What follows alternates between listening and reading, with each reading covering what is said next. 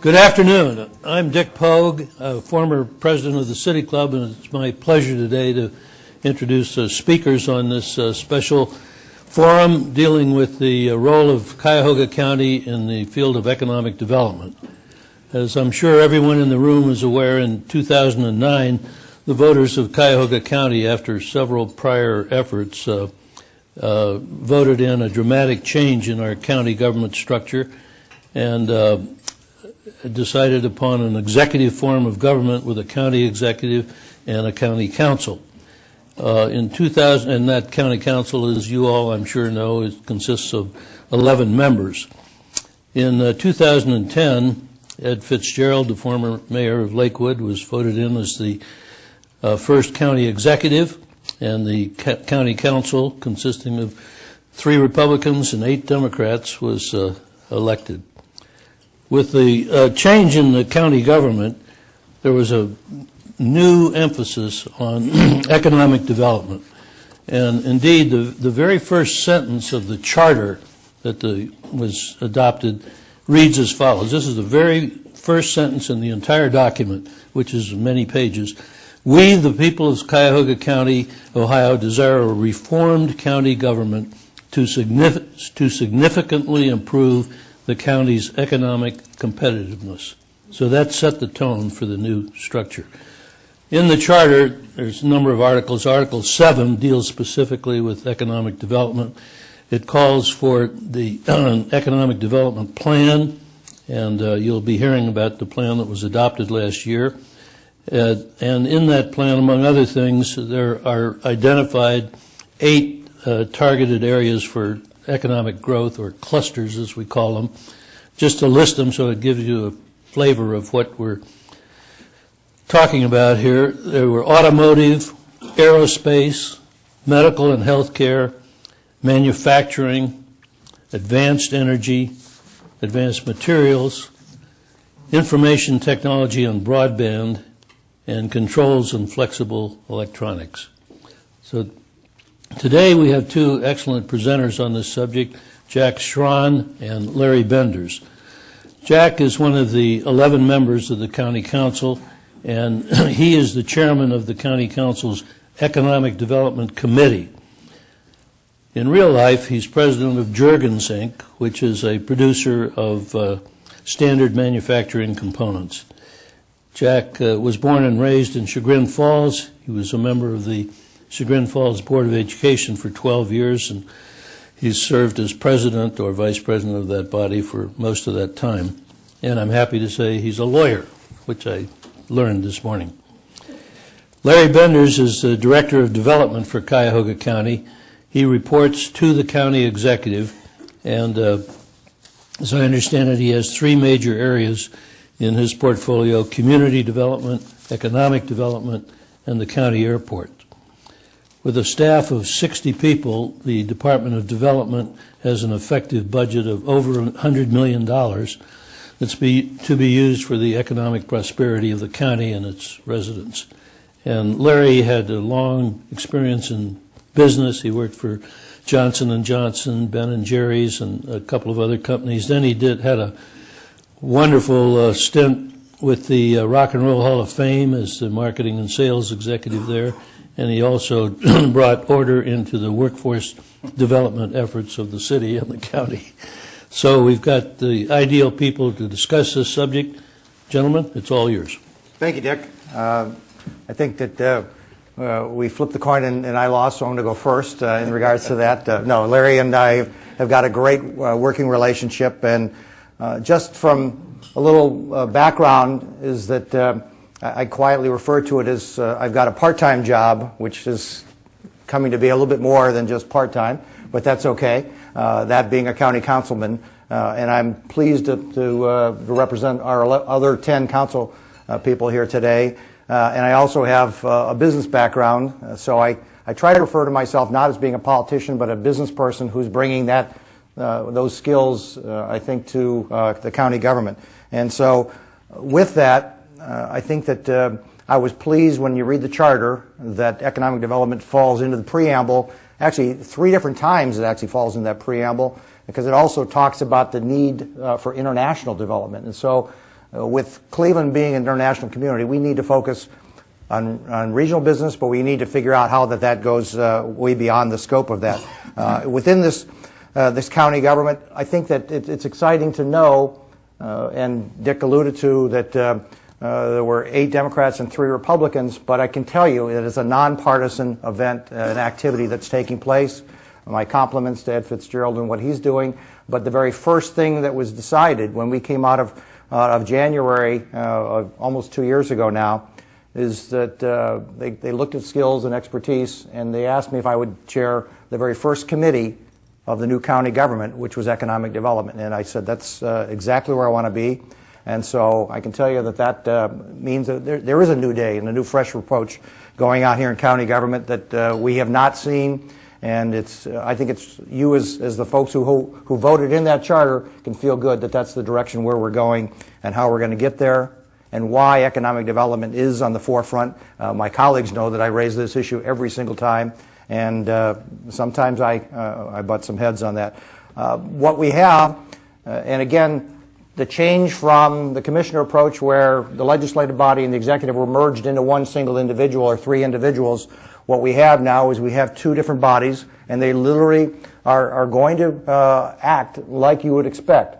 We're going to be a challenge. We're going to create some cross-checks and concepts out there. It's our job as the council to pass the legislation. Some of that legislation will originate directly out of Economic Development Committee and go forth through the council, and many of the components are going to be brought forth as ideas directly from the executive, and the executive will bring his vision or her vision to the county council, and then that will take form in the form of legislation that will get passed and then sent back over to the executive to execute and carry out those legislative actions out there. A couple of the things that we'll talk about, and Dick alluded to the commission itself and the 5-year plan. That was something, again, that one was actually initiated through the charter itself as an obligation to create an economic development commission, and through the help of the executive, that would be put together as a 5-year plan, reoccurring every year to relook at that and examine that. I know Larry is going to probably cover more of the components of it, but the mechanics of it were that there would be a 9-member commission body structured, of which 7 of the slots are pre-selected as far as who they are and what they do. And I notice that we've got one of our members of the commission here, or one of our former members out here from the Mayor Pepper Pike and the head of the Port Authority. Those positions were pre-selected in there, that the Mayors and Managers Association. So those spots are part of what you passed when you created the new charter form of government, and why you elevated that. Just to allude to a couple pieces of legislation that came out. One, which would have been originated from the Economic Development Committee directly through our committee, and it was a process which was to change the way we do construction reform in Cuyahoga County. For years, you had a series of multiple primes, and multiple prime, when I was out at Chagrin Falls, prime meant one, and somehow I had a misconception that prime means a bunch of multiple ones, and so it obviously sets up some conflicts. So what we did is we changed the laws in Cuyahoga County to allow design build and construction manager at risk, and some of the tools that have been around for years in the private sector. A piece of legislation that was created as a result of the executive coming forth, and Larry will talk about that, is this grand vision of the $100 million fund, as a lot of times the media calls it, but now as those of us in business, and Larry with his marketing background knows, you got to market it with something, so it's now being called the Western Reserve Fund, and it's got some nice successes and some sizzle that I'm sure Larry's going to talk about. What you can feel good about is that Northeastern Ohio, we have all the tools now in place to be a driver of changing the dynamics of where we're going. In Dick's comments, he listed off some industries, but if you want to boil it down to almost a couple major ones, we have medical and medical device and how that all relates to some of those core sectors. We have manufacturing and how that relates to all those core sectors as it flows through. So I've referred to them as M&Ms, the medical and manufacturing. The Mars Candy Bar has their M&Ms. But now I think we need to add a third M, which is the media, and I think that we are poised to do that. So I think we have all those pieces and parts in place. The Medical Mart, as I don't know if Larry's going to talk about how that fits in, but as the questions go, I think it's going to be exciting as we talk about the marketing with that. And so I think that's my 5 to 6. And Larry, I'll hand it off to you now. Thanks, Jack. Good afternoon. I'm Larry Benders, the Director of Development for Cuyahoga County. And I had, before I came to my senses and joined government, I was in the private sector. And as mentioned, I was at Ben & Jerry's, worked on ice cream as the Chief Marketing Officer at Ben & Jerry's. And I was the Vice President of New Products at Coors Brewing Company, so beer. So I worked in beer and ice cream, 2 of the 4 food groups. So I'm moving along. But here we are in government, and as Dick said at the beginning, when I started a year and a half ago, I had a staff of 60. I have far fewer people now. But more importantly, in a staff of 60, when I started, less than 6 were doing what the charter would consider economic development. So 6 people working on what the voters said were the most important things in our government going forward, economic prosperity of all. So we had a fundamental problem. A charter with a big appetite and no capacity to feed it. So the first year was spent trying to build that capacity, organizing the department so it could actually do what the charter said, and then secondly, having the fiscal resources to make a difference, hence the economic development plan. So, according to the charter, we created this plan. Lovely language, has a mission and a vision, and we're going to go here, we're going to go there, and then I go back to my office and I go, how are we going to do this? But we're doing it, and it's absolutely remarkable. It's remarkable, and it comes from talking to your customers and understanding what it is they need. And the customers are those that create jobs. The traditional affect of government had been to use federal money, generally housing and urban development money, and this is what the development part did, and do housing programs, which are very important and very needed, but they're not driving the needle in terms of creating jobs. So, 2 or 3 years ago, the department had a budget of about $6 million. Most of that was HUD money, some general fund. Now we have access to over $100 million because of the creation of this economic development fund. And what the fund realized, it said, listen, if you're going to take federal money or someone else's money, which is good, which is nice money, then you have to do what they say. You have to realize their objectives and their programs. Otherwise, the money doesn't come. But that may align with what you need to do locally, but it may not. In our case, it wasn't. So we have plenty of housing money to do lots of, well, the housing folks would say not enough, but we have a bunch of housing money, but we're not creating jobs. So the executive creates the $100 million Cuyahoga County Western Reserve Fund and said, it's our money, we decide what we need to do, and then we do it. So the fund has to be approved by a council, and we've designed 11 different products in this fund, which are basically loan products. Some are designed to help companies expand, fix their brownfields, build new plants, buy equipment. Some of the fund is set up for innovation, to help entrepreneurs, to basically do what the work of Jumpstart or Magnet, to help them find the next businesses. And the third part is vanilla programs, help companies move here, expand, locate, introduce new products, apply for federal grants. We have matching money available for them as well. So we have 11 products to try to say what do the job creators need in order to be successful, and then give it to them in ways we can with loans, because the $100 million is a revolving loan program, so we loan out money and it gets paid back over time. And just to bring the whole conclusion, the next hour to an end, in the last 18 months, well, 2010, before we came into office, there were 173 jobs created through the Department of Development. 173 jobs in 2010. In the last 18 months, we've created about 1,700 jobs. That's jobs created. Now, if you do jobs created and retained, it's about 1,000 jobs in 2010. In the last 18 months, it's 6,600 jobs created and retained. And it's all driven by talking to the customer and having the capacity to do what needs to be done. So we're well on our way. We have lots more to do, much to learn, and much to get smarter about. But I cannot be any more excited about our potential as a region, as a county. And I think we're on the right road.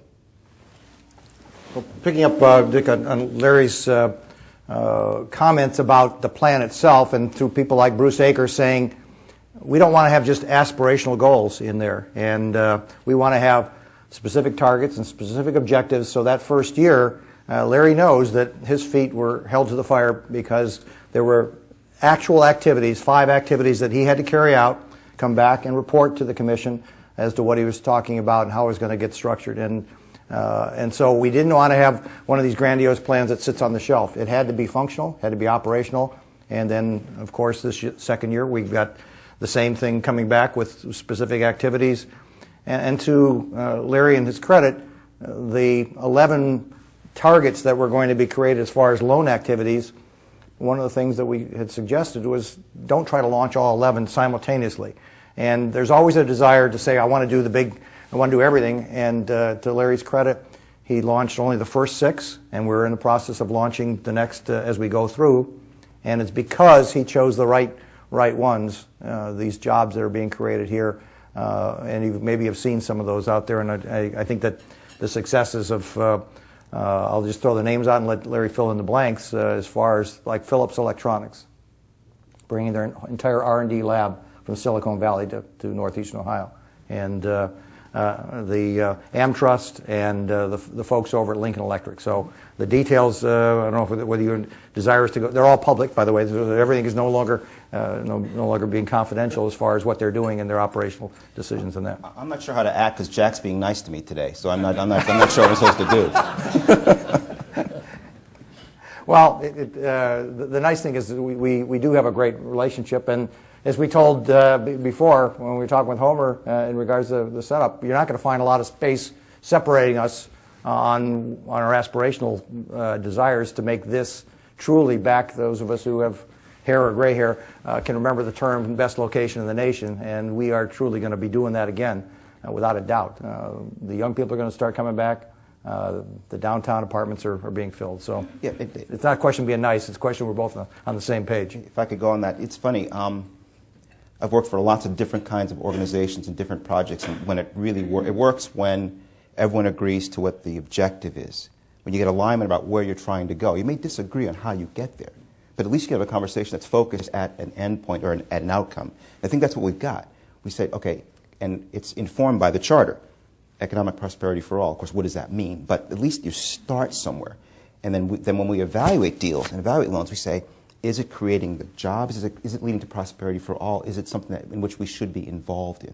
And so some of the noise can fade away as you focus on the job at hand, and that made my life and our Department of Development's job that much easier, because I think we have a pretty clear set of objectives. We know what we're after. We may not get there, but we know what we're after, and every day we try to get a little better at getting there. Remind us of the sources of the fund. Well, within that economic development plan, there was the creation of the fund, and the fund itself is it's got a multiple stage as we're going to launch it. The multiple stages are first, the banks have decided that they're going to support this through short-term carrying of the obligations for these first couple of years, and as we get out there to $20 or $30 million worth of the fund being out there operational, then we'll float bonds to go out and then make that more permanent financing. And as we get to the next 20 or 30 million, so that that does not make any sense to any of us to go and float a bond for $100 million only to find out that we can't put it effectively to use, finding the right projects, the right customers, the right targets. So those bonds are going to be floating out there as we get to different thresholds. So what it's going to be using is our good offices as far as the county to support it.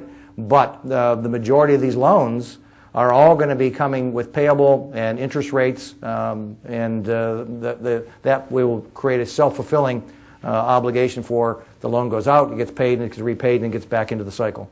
Dick, let me take another shot at that. So we announced a $100 million economic development fund, but we didn't push out $100 million. To date, we've pushed out about $10 million. And so far, there are no taxes, no fees involved in this. We've funded it through the reserves of just good government and cost savings. If and when we need to have more capacity, we can. We have the ability to go float bonds or use other instruments. But to date, we've not had to. And that's really good. That's a really, really good thing. And to follow on where that's going, and the vision, I know that Larry and myself and Nate Kelly from the shop over there have sat down with Jim Bennett from the Medical Mart. And so now everybody's saying, is that going to work? How is it going to work? And what's the effectiveness is going to be? Well, let's just take the vision that the Medical Mart is going to work, and we're going to have the right folks in there exhibiting their products and their services and their goods. Well, the next logical question is, when are you going to put your manufacturing plant or your call center or your tech center or something that's going to link to those products back here? When I said we have all the tools, now you're going to open up a portfolio, and that portfolio is going to say, thanks for being at the Medical Mart. Here's our fund to help draw your business to this community. Oh, by the way, we want your convention here also, and we want your call center, your tech center. So now Jim Bennett will have a whole program, and I'm not at liberty to say some of the device companies that have come here, but they're now, it's no longer a program of we'd like to have you here. We're in a seller's market position, and they're fighting to get into those slots because they know what's going to happen. So when they come here, now he's able to ask the logical question, hey, our folks at Larry Bender's shop and Nate Kelly's shop want to help get not only your kiosks here, but we want your house and your home and your operations, and maybe they'll also live in your community too. To what extent do you all have any interaction with Jobs Ohio and the state programs? Sure. Jobs Ohio is the governor's recent creation. He retooled the State Department of Development, created a for-profit entity called Jobs Ohio. They have 6 regions in the state, and Northeast Ohio is one of those regions. And we meet with them on a regular basis, the local representatives, and do deals. Phillips Electric, the deals that Jack has mentioned, Amtrust, Phillips Electric, and Lincoln. Phillips, Lincoln Electric, and Amtrust all came through the Jobs Ohio partnership. So we work very closely. We meet on a regular basis and discuss deals and what our position should be. It needs to be in one deal and another deal. So we talk to them on a regular basis, and it's very, very helpful. It's really augmented the Team Neo attraction business, and it's helped us have a voice and a place at the table to encourage companies to come and to move here. I think that what is different is that in the dialogue regularly, we know that economic development is the driver, obviously, of the jobs. The jobs then drives prosperity, and from there, it gives us the tools to do so many other things in county government that it's on everybody's agenda, from the county executive, Ed Fitzgerald, all the way through to the county council, and the operational people recognize that this fits in. And now, instead of being isolated pockets of these activities, the mayor of the city of Cleveland sits on the commission, so we're having those conversations. The folks from the Port Authority sit on that out there with Will, and so everybody is having a unified voice of where we're going and how we're going to get there. And so the conversations about things like when the Avengers comes to town and they spend their millions of dollars, and now with the governor and the legislature reactivating that $20 million, does that give us a place that we can have a very legitimate conversation that says, don't just bring your movie here. We want your media center. We want your studio. We want your back office. We want the ability to do the scores for these, because I think last time I heard we have a pretty good music program here in the Northeastern Ohio area. So I think that we've got a lot of tools that, again, we have all the tools. It's funny, Jack mentioned that. That's the second time you said that. And you said earlier we have all the tools. We almost have too many tools. I mean, one of the things that happened that I noticed was, and you noticed too, I mentioned Jumpstart, mentioned Jobs Ohio, Team Neo. We had so many entities in our region, the Port Authority, doing similar kinds of things without alignment. It's pretty amazing. In fact, when we first came into office, we looked and we found, what was the number, 600 entities in our region have economic development in their mission statements. 600. That's a lot. And that sounds very expensive and very inefficient, and it's exactly true. So part of the challenge we've had is trying to figure out, what table should we be sitting at? Who are the right people? What are the right entities? And what is the appropriate role for government? What should we be doing to have an impact and effect? And that's been a learning process. And we don't know it yet. I'm sure everyone else knows it. I don't know it yet. I'm trying to figure out what are the right levers that government can push efficiently and effectively to get the right outcome, knowing that there are already so many people out there doing similar kinds of things. So that's been sort of kind of coming to this maturity around what is your role, what do you, in order to, as I said earlier, to get fixed on that outcome, what role do you need to play? Sometimes you need to be funding, sometimes you need to be cajoling or convening or not even in the room. So it's trying to understand, have that kind of maturity around what's the appropriate role for government to play. And that's been kind of an exciting process. So I'll offer that. Well, and Larry talked about over 600 organizations.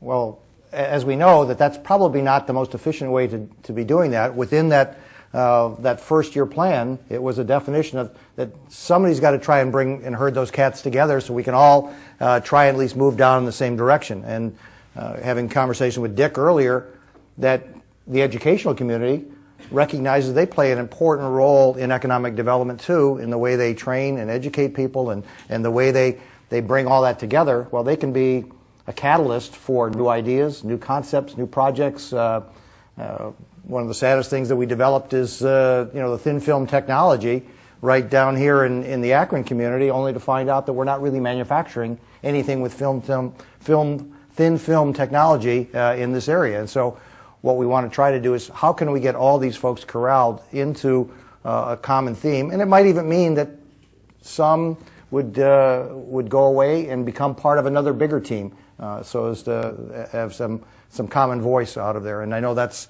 one of, I keep asking Larry how you doing with that challenge, and I know that's probably the hardest challenge that he was throwing on the economic development plan. So what's the ongoing role of this commission? I mean, they've done what they've done, but what's the ongoing commitment? Well, the commission, by the way the charter is written, is really not with a lot of specificity. It's more of their role is almost like a board of directors, in that they will review the plan, look at where it's going, make some comments and some suggestions, and then once a year make sure that plan gets updated and carried out, and quarterly meets to be holding, I guess, Larry and Nate's feet to the fire to make sure they're going down those target activities. And my feet are burning, in case you're wondering how that's what you're saying. Can either one of you comment on how this new structure and the way it's being operated compares with what's going on in other metropolitan counties in Ohio? In other words, Cincinnati, Cleveland, Toledo. Cincinnati, Columbus, Toledo. Is there anything like what we have in those areas? Do you know? I don't know.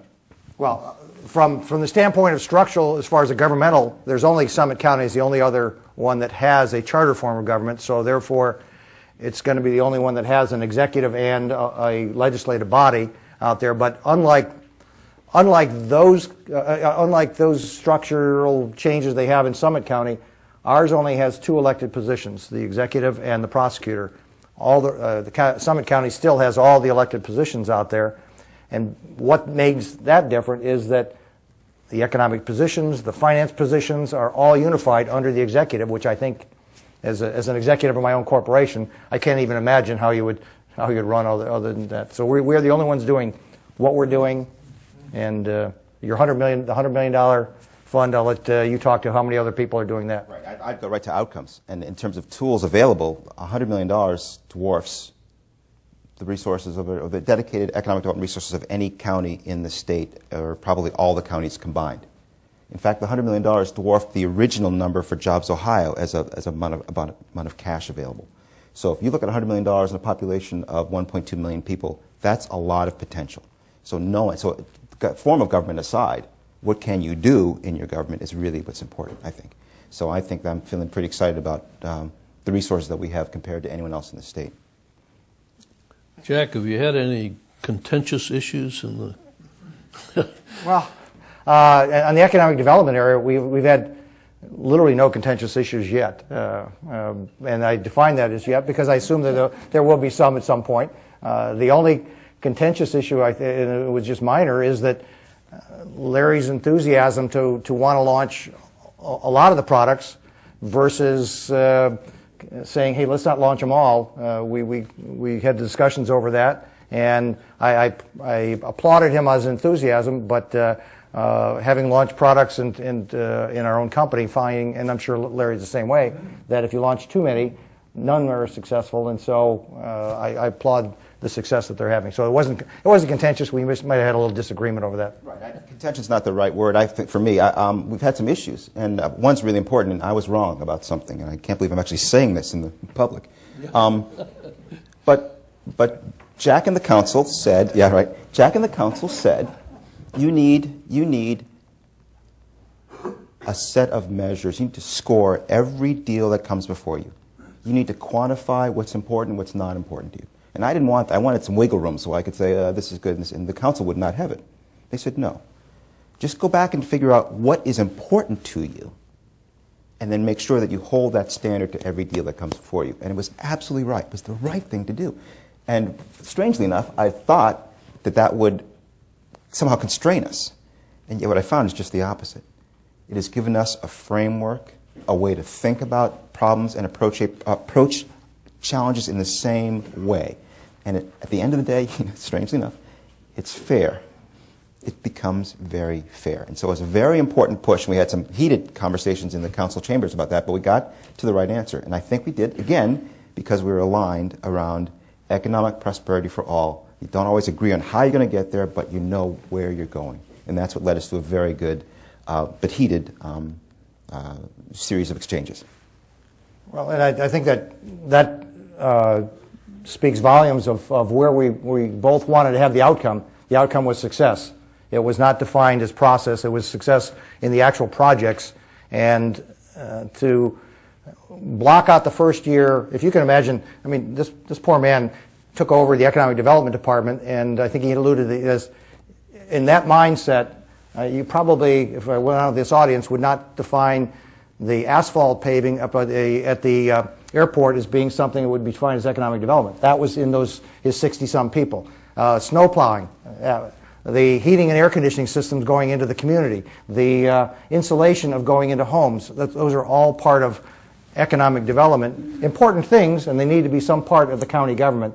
But when you talk about, I think, economic development as a vision, he had to restructure that entire department in the first year. And if anybody's ever done that to an organization, it's not an easy task. Getting the chemistry right, getting the process right, getting all the programs. So my congratulations to Larry for that. Was one of the steps that I know that Bruce Akers and the other members of the commission held his feet to the fire. Now, I keep saying that. I don't mean it in any way of confrontational at all. It's just a term we use at our company. Sorry about that, Larry. Yeah, hot feet. That's right. Sorry. I think we'll take a little break now before we get back to the questions. So I want to thank both of you for this initial presentation. Thank you. Today at the City Club of Cleveland, we're listening to a special program on the role of the new Cuyahoga County government in the field of economic development. We'll return to the speakers as soon as we make a couple of announcements for the traditional City Club question and answer period. This program is the outgrowth of the County Governance Discussion Tables. That's a program that is chaired by City Club member Homer Taft, who's sitting here in the room, and has led an excellent series of discussions in these discussion tables. This was a program initiated in June of this year by the City Club, and we've already had several episodes of it. The City Club intends to continue these dialogues on a monthly basis from here on in. A couple of the topics that have already been identified are information technology, and that subject will be discussed at a breakfast meeting on September 18. And then another subject is the charter review process. So if you're interested, please check the City Club website, which is www.cityclub.org for more information. We encourage all our listeners to join the City Club in this year as we're entering our second century. And, of course, you may reach us either on the website of the City Club or by the regular number 216-621-0082. Now, today, because this forum is an outgrowth of the discussion tables, we are going to change our normal format slightly. Normally, we simply ask for questions from the audience, but today we'll permit comments as well, as long as they're brief. So we are now ready to return to Messrs. Schron and Benders. Holding the microphone today is our City Club Program Director, Carrie Miller. First question, please. May I do a three-quick-part question? You mentioned that the first $10 million had come into the Western Reserve Fund. Can you, without divulging any confidential, what did that go toward? What kind of projects, what kind of programs did that go towards? Secondly, the question was that you mentioned the three M's, Jack, manufacturing and medical. Then I thought you said media. Could you elaborate on that? I don't know what that third was. And you mentioned also that in that $10 million come in, the banks that come. Could you list the banks that have joined up? This is Larry Benders responding to that 9-part question. Yeah. Wow. Okay. The first question was the $10 million. Where did it go? Sure. Two startups. One was eFuneral. You probably read about them in Cranes a few months ago. A virtual company trying to help funeral directors and consumers connect in that very sad part of our existence. Philips out in Highland Heights moved their R&D facility from California to Cuyahoga County.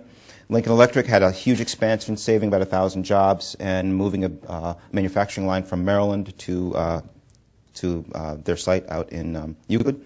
Amtrust brought 750 jobs to downtown Cleveland at the corner of Superior and East 9th Street. Unbelievable. Average salary is about $50,000 at those jobs. 750 jobs. Incredible. So those are some of the projects that took the $10 million. You had the second question, which was media. Mm-hmm. Oh, yeah. The idea of media is that we saw the success of anybody who knows Ivan Schwartz, knows the head of the film commission here, and he says we're just extremely missing the mark here in Cuyahoga County and Cleveland and every place else because you cannot pick up a brochure on the Avengers without seeing downtown Cleveland. You can't go to the movie, and so why we aren't featuring that as a business-friendly community whereby the arts can get respect here. We can find a cadre of folks ready and willing to work. There's conversations about perhaps a big film studio going into a very large building that might be coming open on the market here in the near future. And as a result, if you have a 1 million square foot facility, that's big enough to put any sound studio, any back office and stage. And so with that, just next time you're watching a movie, instead of getting up at the word "the end," watch the 1,000 names that will fall at the end of those credits. Those 1,000 names probably represent 3,000 or 4,000 people working for that business unit that are all jobs. I refuse to relinquish any job to any place else in the country, and they should belong here. And so media means the sound studio, the film, the back office, the ability to do the mixing. There's some conversations about the old Masonic Hall that's been used for recording in the past. Why should they record scores over in London Philharmonic when we've got facilities right here in town? Tri-C is already working with they've got studios, already high-end studios to be doing those kind of things. So when I say manufacturing, medical, and media means all that scope, and there's an awful lot of jobs in the gaming industry because if you look at most of your films now, probably 15-20% of that is a game that's been reduced down to the film to do the digital part. And once you start doing that, this becomes a place for young people to want to be part of this whole community because I think we bring that media here, and I think we got a triple hitter. I'd like to build on that point because I saw some eyebrows furrow when I said the appropriate role for government, and sometimes you're not even in the room. From the government's perspective, what Jack is describing are very important and could be very exciting things to happen in our community. It doesn't mean that those should be funded with public dollars. That's what I mean about the role of government. Oftentimes, because we have favorable terms, lots of people will line up at our door looking for our money. That doesn't mean we should fund them, because they may not need our money. And that's an important distinction. Just because we have money doesn't mean we have to lend it. They have to need it, not just to take it. And that was the problem before. We had a library of development. Basically, if you were smart enough to figure out how to get government money, you present and you can get the money. Those days are over. You've got to prove that you need it, and it's going to realize the outcome that we seek. And Larry kind of glossed over on his one Phillips. That was Man Bites Dog story, because Silicon Valley lost all the R&D out of Phillips and moved it to Cleveland, Ohio. Pretty cool. Pretty cool. Good afternoon. Read our answers to that multi-part question. Oh, sorry. The banks. That was back to him. Way. Start taking you off the hook on that one, Lance. The bank's a short story. One of the 11 products we have is a small business lending tool. And this is a case of listening to the customers. So we went back and we said, rather than believing we know what our bank partners need, let's go ask them what gaps there are in small business lending. So over the period of many months, and many banks and all of the major banks in the county, including one in Lorraine as well, are participating to answer your question. We said, what are you missing? What could you do? How could you push out more small business loans? Is there something we could do? And they said, yes, if you can help stand in behind and guarantee some applications, some loans that have perhaps a defect, or there's one issue that could be resolved. If you could fix that, address that, then the bank said we could increase our lending capacity. And that when we announced this project a few months ago, the banking community said, okay, you've got $100 million in your portfolio, your loan fund. We'll match that with another $100 million. So we just doubled our capacity in our community through partnerships. And it all goes to listening to the customer. In this case, our customer is the bank. Our customer is not the small business. We're trying to help the bank be successful in their lending. And that's why it's going to work very well. Thank you much for coming today. While I was sitting here, I came up with a couple of random thoughts. One is, will you receive funds from the Ohio casinos, or isn't that economic development? And another one is, could we create another 100 jobs by converting Aviation High School into a private charter school? I'll take the first question.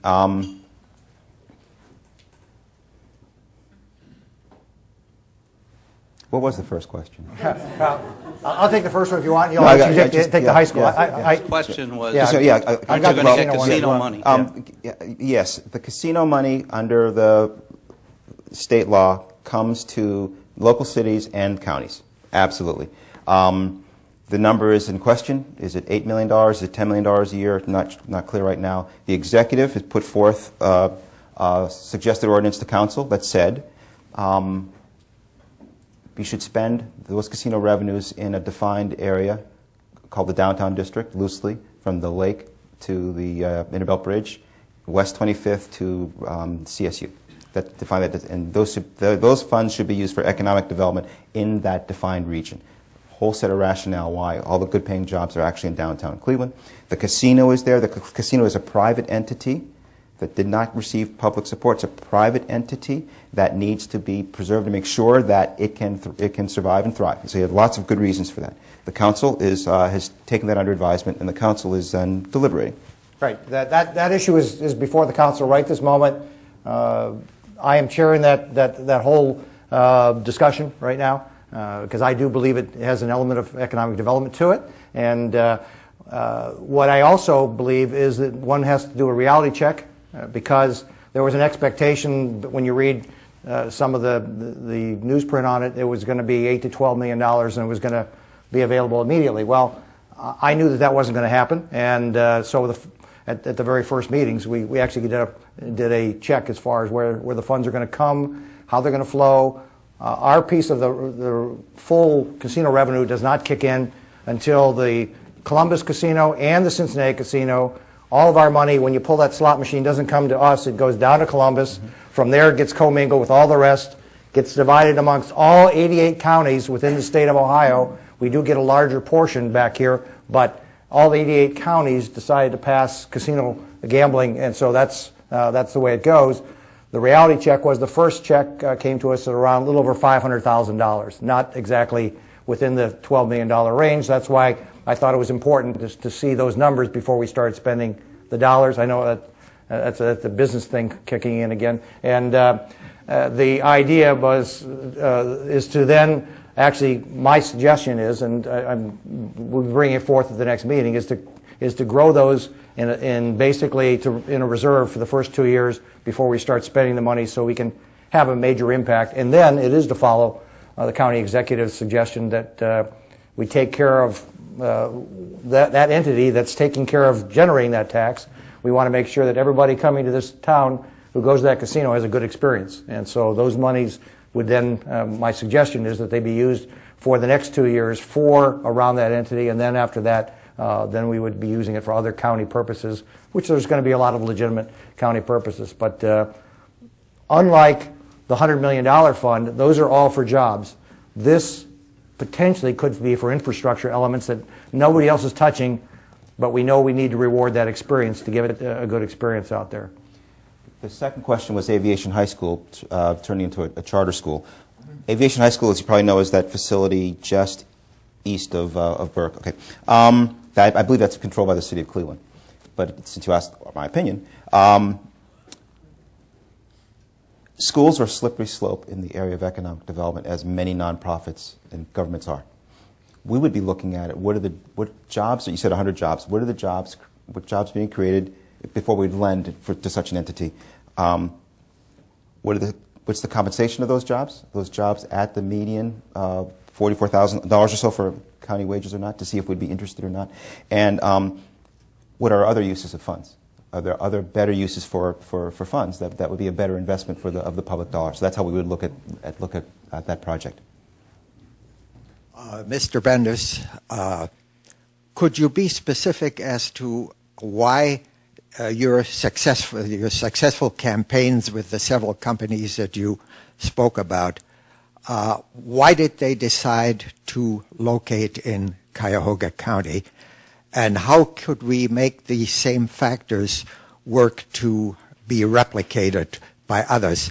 And then I have another specific question. How much of the medical mart is currently committed for occupation?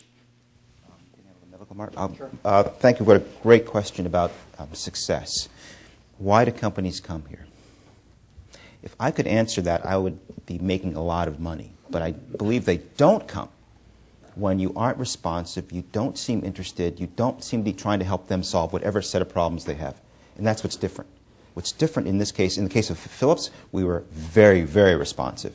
I got a phone call a few days later. We're sitting down at a meeting, and we're responding to what we're saying. What do you need to move these 100 jobs here? 100 jobs at $100,000 a job. What do you need? In the case of Lincoln Electric, we said, the mayor of Euclid said, can you help us? This is important. Can you help us? And we said, Mayor, what do you need? How can we help you?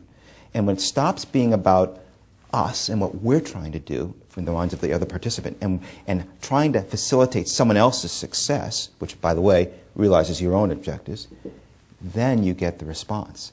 And your colleagues want to work with you. Now that Team NEOS, Jobs Ohio, Jumpstart, they want to work with us, and that's very different as well from a few years ago. I think to answer your question, try to nail it down, we're listening, and we're doing what we can to serve the needs of the person across the table, and they get that. And that's leading us to some successes. The medical mart. Okay, and then just follow on Larry's comments, then I'll move to the medical mart. I think part of the success is that the attitude from the executive shop is a different attitude, and attitude changes everything, I believe, is the first step. And we have a positive attitude here that we want your business. We want to have the welcome mat out for anybody across the country. And if you look at those three, the other thing that took place, one is downtown Cleveland, one is inner ring suburb, and one is outer ring suburb. So of those three projects, they touched every part of the county as far as the three rings. So it is not to be selecting winners or losers. It's to say that we want you here in the welcome mat that's out there. But it's also to put the burden on all 75 of you in this room that we need ambassadors to speak up and talk about it if you're at a convention or a place and somebody starts saying, oh, Cleveland, you need to be stepping around and saying, wait a minute, are you aware that Philips moved their R&D lab from Silicon Valley to Cleveland, Ohio? So I think that I'm going to put the burden back on you to be part of the sales team as far as Cuyahoga County and bring that convention, bring that opportunity, bring that business here. The Medical Mart, same exact thing. The Medical Mart, what we've done now, and being in business, I think we should be just merciless on Nashville and on New York City, because those are the two places that are fighting against us for this exact same piece of business. And so if you have a touch point, we are now doing that. And Nashville, I think New York is already pulled out. I don't believe that they're as aggressive. And Nashville looks like they're losing because we are having conversations now with the people to join it. We're about, I think there's 60 some slots to be exhibiting product. I think right now we've got contracts in it, well over a third of those. I think 15 to 16 are in final signed contracts with the next chunk of contracts that are out there. It's kind of like trying to get somebody that's going to be your anchor tenant. You want to get those contracts signed first, and so the anchor tenants are being signed up first. With that, it now means that new people are saying, and I really can't mention names because you're having conversations with some of the biggest names in the medical profession are now saying, hey, we want to be at the table.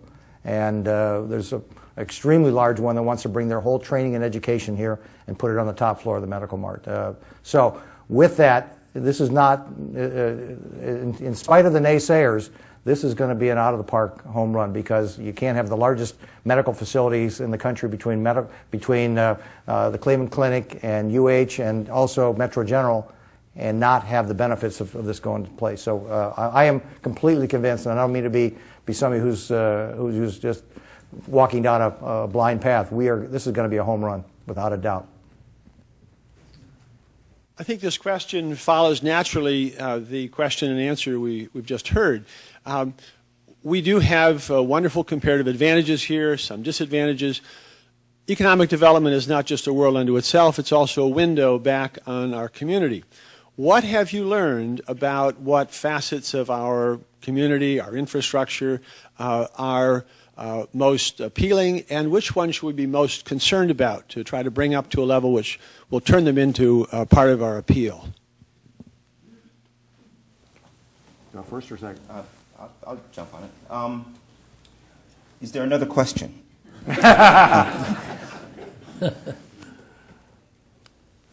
My opinion, what I've learned, and I see Ed Juris here in charge of regional collaboration is in the room as well.